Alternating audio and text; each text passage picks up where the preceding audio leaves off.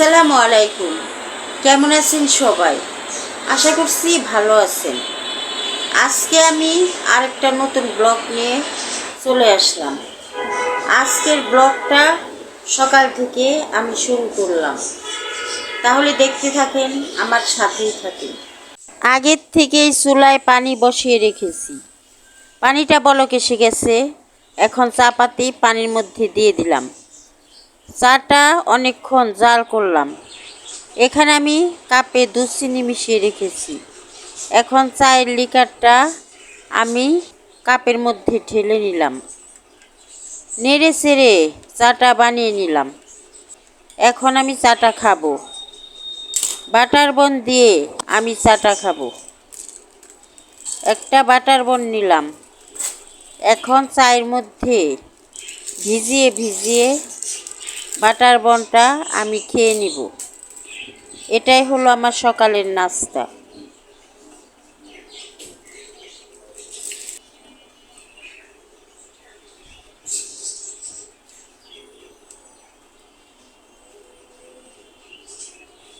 এখন চাটা খাওয়ার পর আমি রান্না করার জন্য চুলায় চলে যাব।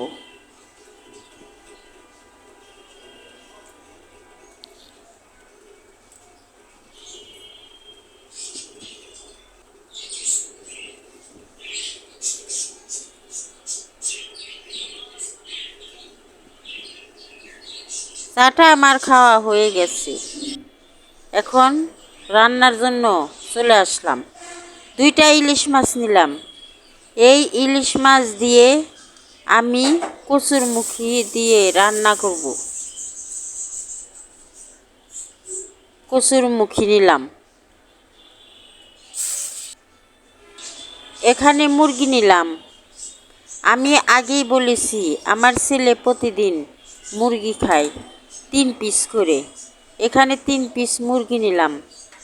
এখন আলু কেটে এই মুরগি দিয়ে ভুনা করে নিব। আলুটা কেটে নিচ্ছি।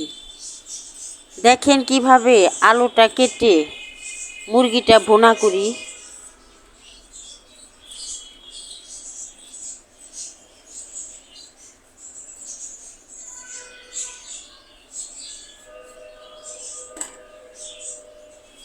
ছোট ছোট টুকরো করে আলুটা কেটে নিলাম।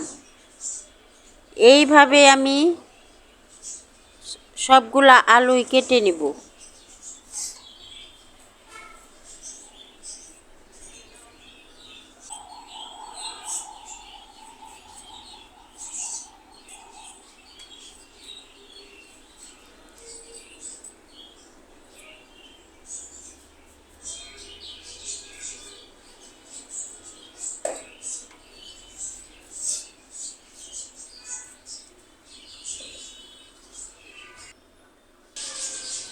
সবগুলা আলুই আমি কেটে নিলাম। এখন রান্না করার জন্য চুলায় চলে যাব।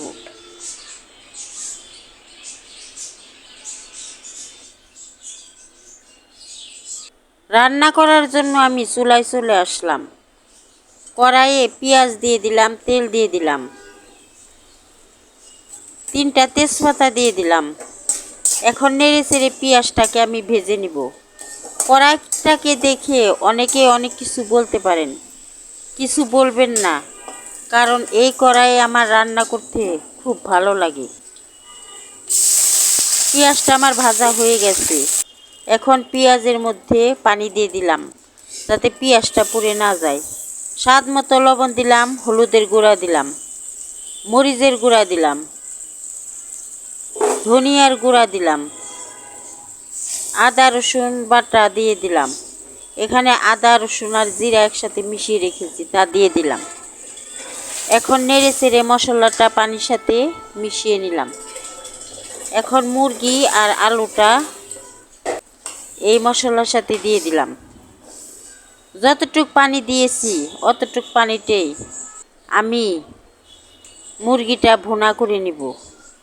দারচিনি দিলাম, এলাচ দিলাম, কয়েকটা লং দিয়ে দিলাম। এখন ঢাকনা দিয়ে ঢেকে আমি মুরগিটাকে ভুনা করব। ঢাকনা দিয়ে ঢেকে দিলাম। কিছুক্ষণ পর ঢাকনা তুলে মুরগিটাকে নেড়ে দিলাম।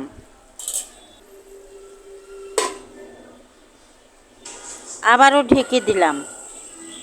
আবারও 3-4 মিনিট রান্না করার পর ঢাকনা তুলে দেখি পানিটা শুকিয়ে গেছে। তেজপাতা উঠিয়ে ফেলে দিলাম। এখন নেড়ে চেড়ে মুরগিটাকে নামিয়ে নিলাম। আবারও চুলায় কড়াই বসিয়ে দিলাম। পেঁয়াজ আর কাঁচামরিচ দিয়ে দিলাম। এখন পেঁয়াজটা আমি ভেজে নেব। পেঁয়াজটাকে আমি ভেজে নিলাম। অল্প পানি দিয়ে দিলাম। এখন স্বাদ মতো লবণ দিলাম, মরিচের গুঁড়া দিলাম, হলুদের গুঁড়া দিলাম, ধনিয়ার গুঁড়া দিলাম, আদা রসুন বাটা দিলাম। এখন ইলিশ মাছটা আমি এই মশলার সাথে দিয়ে দিলাম। অনেকেই মাছটা ভেজে তরকারি রান্না করে। আমরা মাছটাকে কষিয়ে তরকারি রান্না করি। এই মাছটা কষিয়ে রান্না করলে মাছটার গন্ধ ঠিক থাকে। এখন মাছটা কষানো হয়ে গেছে। আমি মশলার সাথে এখন কচু দিয়ে দিলাম। কচুটা দেওয়ার পর এখন ঢাকনা দিয়ে ঢেকে আমি কচুটাকে কষিয়ে নেব। কচুটা কষানো হয়ে গেছে। এখন মাছগুলা আমি কচুর সাথে দিয়ে দিলাম। এখন ঝোল দিয়ে দিব। ঝোলটা দেওয়ার পর আমি তরকারিটাকে রান্না করব। 1 চামচ জিরা বাটা দিয়ে দিলাম। জিরা বাটা দিলে কচুর স্বাদটা বেড়ে যায়। চুলার থেকে নামিয়ে নিলাম। কি কি রান্না করলাম সেটা আপনাদেরকে দেখাচ্ছি। সাদা ভাত, মুসুরির ডাল,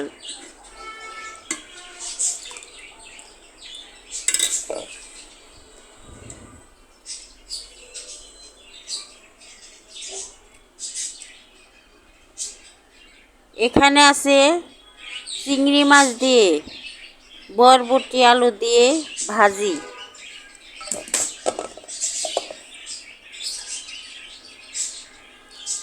যে মুরগিটা আমি ভুনা করলাম সেই মুরগিটা ভুনা মুরগি, ইলিশ মাছ দিয়ে কচুর তরকারি, মুখী কচু।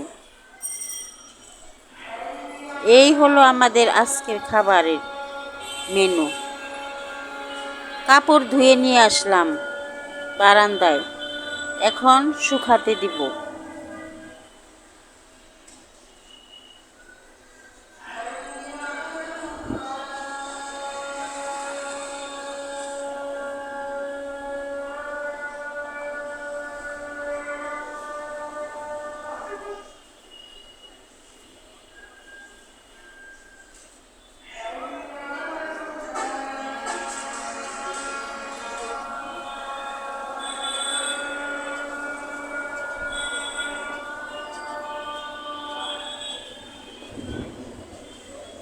কাপড়টাকে মানে বিছানার চাদরটাকে আমি নেড়ে দিচ্ছি।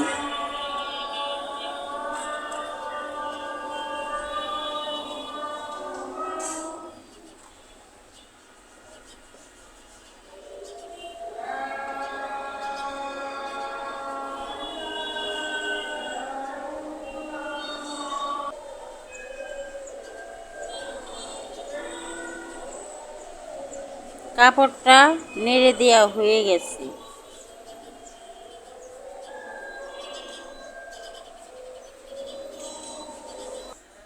আজকে আমার ব্লগটা এখানেই শেষ করছি। এই ছিল যদি ভালো লাগে তাহলে আমাকে লাইক, কমেন্ট এবং সাবস্ক্রাইব করবেন। আল্লাহ হাফেজ।